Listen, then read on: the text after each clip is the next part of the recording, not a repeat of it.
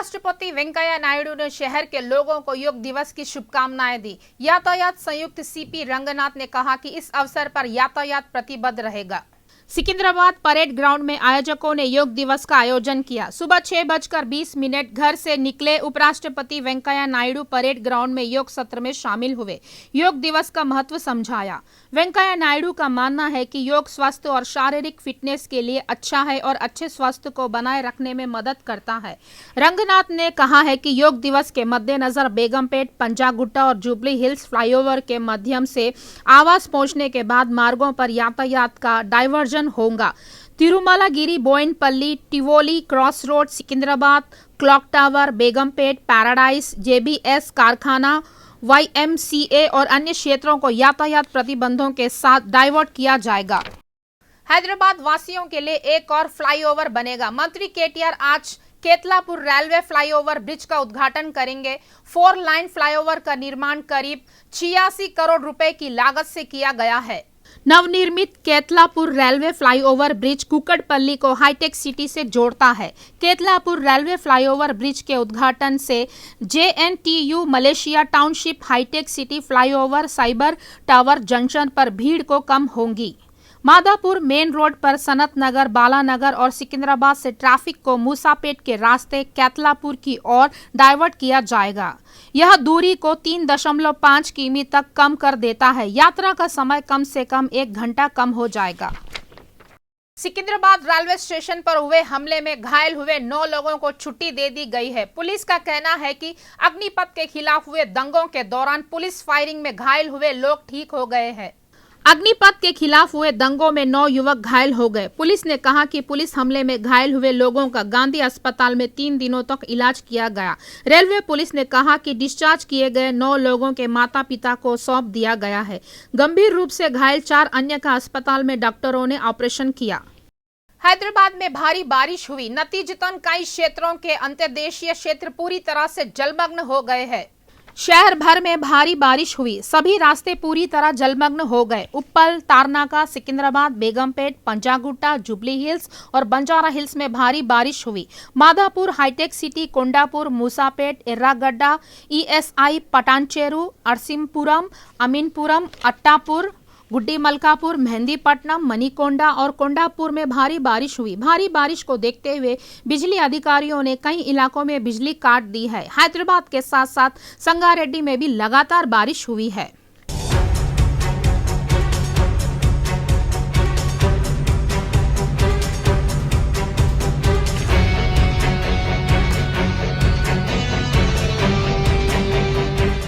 अगले 3 दिनों में बारिश का मौसम शुरू हो जाएगा। इससे हैदराबाद वासी दहशत में है।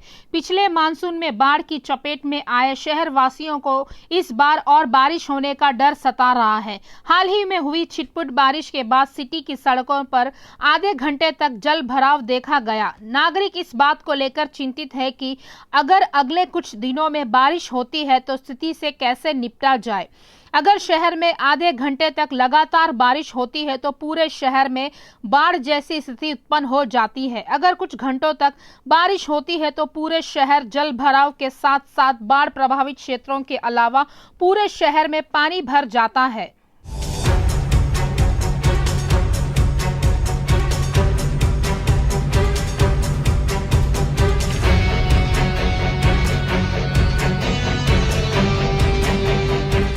बीट्स पिलानी हैदराबाद कैंपस के सिविल इंजीनियरों ने पिछले साल अपनी परियोजना के हिस्से के रूप में ग्रेटर में बाढ़ के प्रभाव पर एक अध्ययन किया था। HECRAS 2D इन क्लाइमेट चेंज की फ्री वर्कर्स प्रोजेक्ट के अंतर्गत किए गए अध्ययन में शहर में बाढ़ को लेकर कई महत्वपूर्ण मुद्दों का खुलासा किया गया था।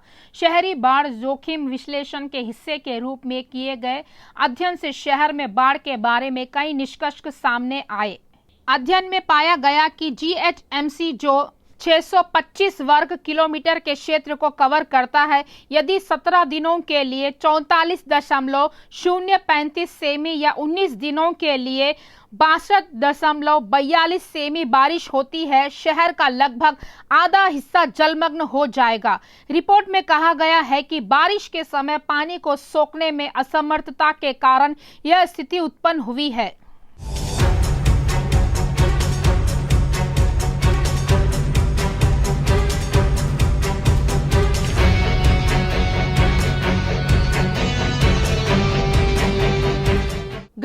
परिधि में 1995 में 55% ऐसी जमीन थी जो पानी सोखने की स्थिति में नहीं थी। 2016 में यहां बढ़कर 73% हो गई है। 2050 तक इसके 85% बढ़ाने का अनुमान है। रिपोर्ट में कहा गया है कि एलबी नगर, चारमीनार, कुकड़पल्ली और अलवाल क्षेत्रों के बाढ़ प्रभावित इलाकों में समस्या विशेष रूप से विकट है।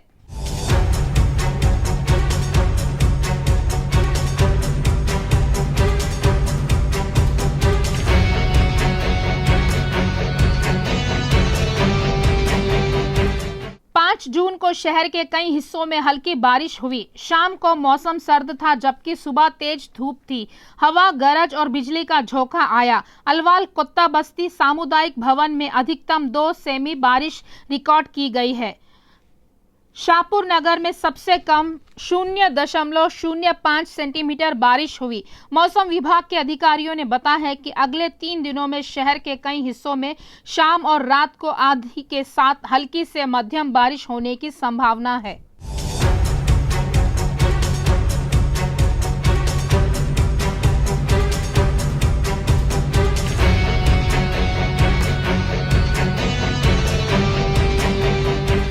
बाढ़ प्रभावित इलाकों में लोग दहशत में हैं। हाल ही में हल्की बारिश के बाद कॉलोनियों में जल भराव देखा गया है। कई जगहों पर पानी घुस जाता है। भारी बारिश होने पर स्थिति और अधिक गंभीर हो जाती है। एलबी नगर के शेखपेट, टोली चौक और अयप्पा कॉलोनी जैसे बाढ़ प्रभावित इलाकों के लोग 10 दिन पहले 15 मिनट की बारिश से प्रभावित हुए थे।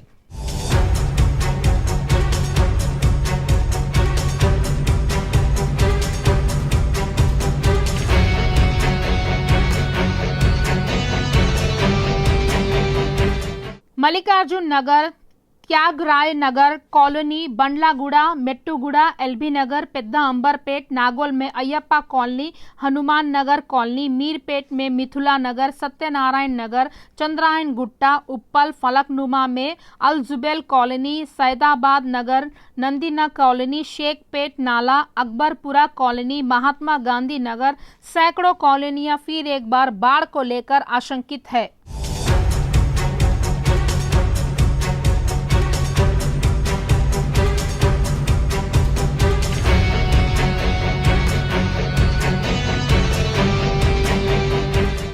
दूसरी तरफ जीएचएमसी के अधिकारी मैदान में उतरे शहर के भीतरी इलाकों की मरम्मत का काम कर रहे हैं। मंत्री तलसानी श्रीनिवास यादव ने भी अपने निर्वाचन क्षेत्र में नालों के निर्माण कार्य का निरीक्षण किया। अधिकारियों को बारिश आरंभ होने से पहले काम जल्दी पूरा करने के निर्देश दिए गए हैं। उधर मेयर गदवाल विजय लक्ष्मी ने भी नहरों के निर्माण कार्य का निरीक्षण कर अधिकारियों को विभिन्न सुझाव दिए हैं।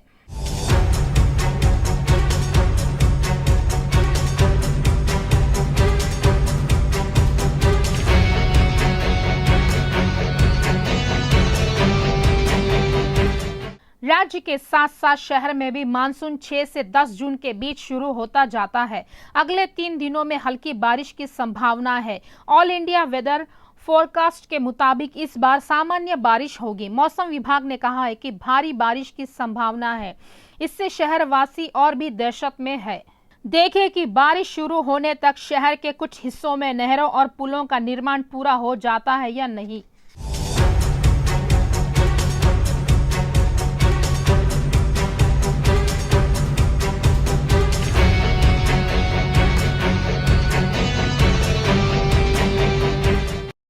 ग्रेटर हैदराबाद में भारी बारिश रिकॉर्ड की गई। भारी बारिश को देखते हुए जीएचएमसी ने लोगों को अलर्ट किया। जीएचएमसी मेयर ने लोगों को सतर्क रहने की सलाह दी। लोगों से कहा गया कि जब तक जरूरी काम ना हो तब तक बाहर ना निकले। मूसापेट कॉर्पोरेट महेंद्र ने मंत्री केटीआर से पूछा, बेरोजगारी लाभ केजी से पीजी तक मुफ्त शिक्षा की क्या गारंटी है। उन्होंने मंत्री केटीआर के आज कुकड़पल्ली निर्वाचन क्षेत्र में आने के मद्देनजर उनके सवालों के जवाब की मांग की। అందరికీ నమస్తే। రేపు మన 4-5 శాఖల మంత్రి కేటీఆర్ గారు మన నియోజకవర్గానికి వస్తున్న విషయం తెలిసింది. వారు అల్లాపూర్లోని ఆర్ఓబి ప్రారంభోత్సవానికి వస్తున్నట్టుగా వార్తలు. అయితే వారిని మన నియోజకవర్గానికి వస్తున్న సందర్భంగా కొన్ని మరిచ్చిన హామీలని గుర్తు చేద్దామన్న ఉద్దేశంతో ఈరోజు మీ ముందుకు రావడం జరిగింది. కేటీఆర్ గారు నిరుద్యోగులకు 3,016 రూపాయల నిరుద్యోగ భృతి ఇస్తున్నారు. ఎక్కడ? 12% గిరిజనులకు రిజర్వేషన్ కల్పిస్తామన్నారు. ఎక్కడ? కేజీ టు పీజీ ఉచిత నిర్బంధ విద్య ఎక్కడ? బీసీ కార్పొరేషన్ నిధులు ఎక్కడ? విద్యార్థులకు రియంబర్స్మెంట్ ఫీజులు ఎక్కడ? అర్హులైన వారికి పెన్షన్లు ఎక్కడ? అర్హులైనటువంటి నిరుపేదలు స్థలం ఉంటే 5 నుంచి 6 లక్షల రూపాయలు ఇస్తున్నారు. అది ఎక్కడ? మా నియోజకవర్గంలో మా డివిజన్లో ఎంతమందికి డబుల్ బెడ్రూమ్లు ఇచ్చిర్రు? ఎక్కడ ఇచ్చిర్రు? ప్రతి నియోజకవర్గానికి 100 పడకల ఆసుపత్రి ఇస్తున్నారు. ఎక్కడ? రైతులకు ఉచిత యూరియా బస్తాలు ఇస్తున్నారు. ఎక్కడ? మీ స్వహస్తాలతో బబ్బుగూడ రామారావు నగర్ నాలా ప్రారంభించి నత్తకు నడక నేర్పే విధంగా పనులు జరుగుతున్నాయి. కేటీఆర్ గారు, మీరు మా నియోజకవర్గానికి వస్తున్న సందర్భంగా మేము సంధించిన ప్రశ్నలకు సమాధానం ఇస్తారని భావిస్తూ पिछले एक पखवाड़े से चल रहा बासरा ट्रिप आईटी छात्रों का विरोध रंग ला रहा है। वार्ता सफल रही क्योंकि शिक्षा मंत्री सबिता इंद्रा रेड्डी ने उन्हें छात्रों की 12 मांगों को आश्वासन दिया। शिक्षा मंत्री सबिता इंद्रा रेड्डी के साथ बासरा ट्रिपल आईडी छात्रों की वार्ता सफल रही। छात्रों की 12 मांगों को लेकर बैठक 2 घंटे तक चली। बासरा ट्रिपल आईडी के छात्रों ने हड़ताल समाप्त कर दिया क्योंकि सबिता इंद्रा रेड्डी ने उन्हें आश्वासन दिया कि छात्र 1 महीने के भीतर मांगों को पूरा करेंगे। छात्रों ने स्पष्ट किया कि उन्हें यह सुनकर राहत मिली और 30 दिनों के भीतर वीसी की नियुक्ति कर दी जाएगी और हमारी मांगों को चरणबद्ध तरीके से पूरा किया जाएगा।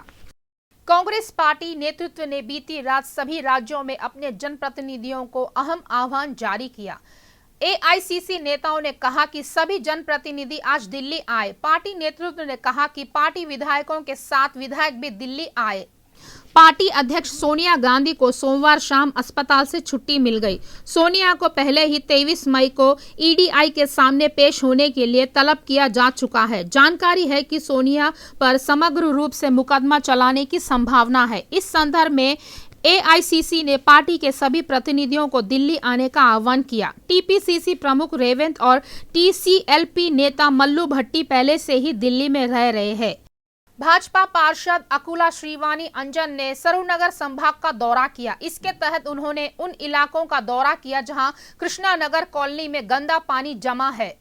बाद में उन्होंने उपनिवेशवादियों की समस्याओं के बारे में जानकारी ली। उन्होंने संबंधित अधिकारियों को गंदे पानी के भंडारण की समस्या से अवगत कराया और लोगों को आश्वासन दिया कि समस्याओं का तत्काल समाधान किया जाएगा। इस कार्यक्रम में HMWS प्रबंधक, इंजीनियरिंग, AI और CRMP विभाग के अधिकारियों ने भाग लिया।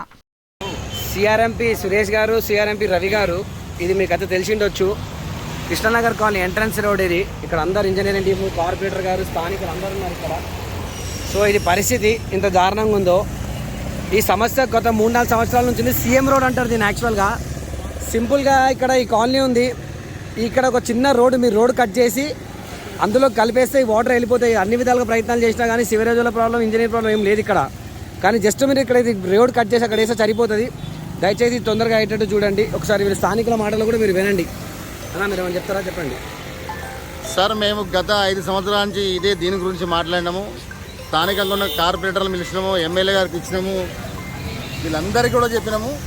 ఎవ్వరు కూడా వచ్చి చూశారు. కానీ సురేష్ గారు పరిస్థితి అర్థం చేసుకోండి. CRMP వాళ్ళకి ఇది పంపిస్తున్న వీడియో చూడండి. ఇదంతా కూడా कांग्रेस के वरिष्ठ नेता VH ने हैदराबाद बेगम बाजार पुलिस थाने में शिकायत दर्ज कराई है कि सेना के जवानों के खिलाफ अभद्र टिप्पणी करने को लेकर भाजपा महासचिव कैलाश विजय के खिलाफ कार्रवाई की जाए। भाजपा दफ्तरों में सुरक्षा गार्ड के तौर पर रखे जा रहे लोगों से दमकल कर्मी नाराज है। VH ने मांग की है कि कैलाश के खिलाफ संबंधित धाराओं के तहत मामला दर्ज किया जाए और उसे गिरफ्तार किया जाए। తగిలిపోయింది, ట్రైన్లు డిస్టర్బ్ అయిపోతున్నాయి, కాలబెడుతున్నారు. ఈవెన్ బీజేపీ ఆఫీస్ కూడా కాలబెట్టారు.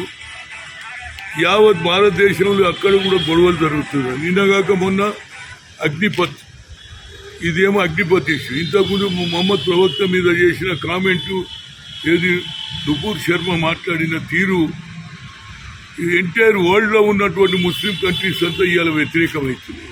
ఇంకో పక్క ఇవాళ సైనికులకు ఏంది 4 ఏళ్ళు ఇస్తే 4 ఏళ్ళు రిటైర్ అయిన తర్వాత ఈ కైలాష్ విఘ్నేశ్వర, కైలాష్ చెప్పారు విజయగ్రీవ ఏం స్టేట్మెంట్ ఇస్తుండు? బీజేపీ జనరల్ సెక్రటరీ ఆయన ఏం స్టేట్మెంట్ ఇస్తుండు? 4 గంటల తర్వాత మీకు రిటైర్మెంట్ అయినాక 11 లక్షలు వస్తాయి, ఆ తర్వాత నేను బీజేపీ ఆఫీసులో సెక్యూరిటీ ఉద్యోగం ఇస్తా అంటాడేంది? వాళ్ళని ఇంత అవమానం చేస్తారా?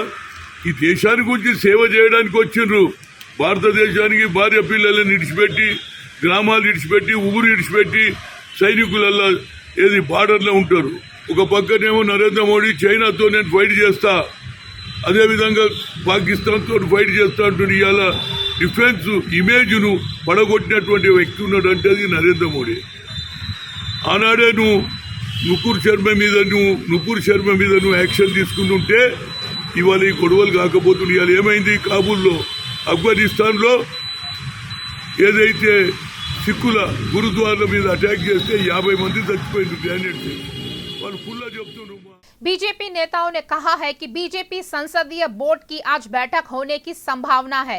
जानकारी है कि एनडीए अध्यक्ष पद के उम्मीदवार के नाम को अंतिम रूप दिया जाएगा। पार्टी सूत्रों का मानना है कि राष्ट्रपति पद के उम्मीदवार के नाम को अंतिम रूप दिया जाने के मद्देनजर भाजपा संसदीय बोर्ड की बैठक बुलाने की संभावना है। पार्टी सूत्रों ने कहा कि राष्ट्रपति पद के उम्मीदवार को लेकर अशांति की संभावना है। जेपी नड्डा और राजनाथ सिंह की अध्यक्षता में बीजेपी नेताओं ने बनाई कमेटी।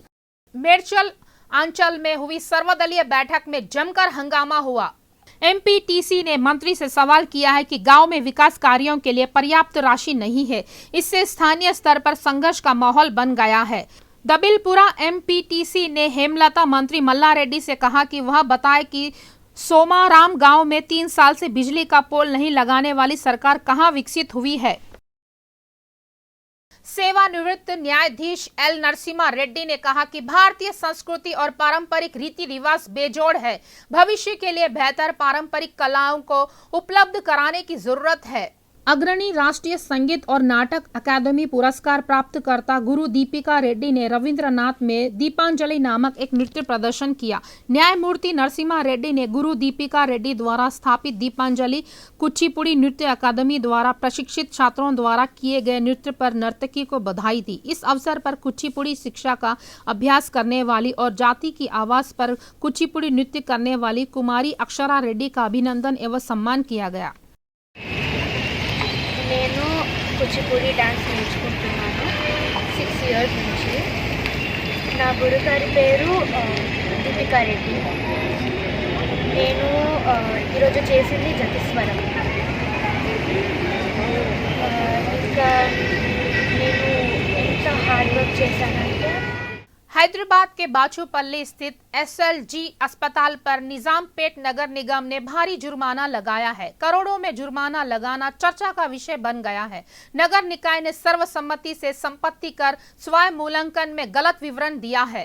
एसएलजी अस्पताल 4 एकड़ में फैला है। हालांकि स्वामित्व ने हाल ही में स्वयं मूल्यांकन के लिए ऑनलाइन आवेदन किया था, जिसमें 10 लाख वर्ग गज के निर्माण के फर्श केवल 32 तरीके से पेश करने के लिए 24 करोड़ रुपए का जुर्माना लगाया है। भारत ने इस महीने की 17 से 19 तारीख तक मलेशिया में ओपन कराटे चैंपियनशिप जीती।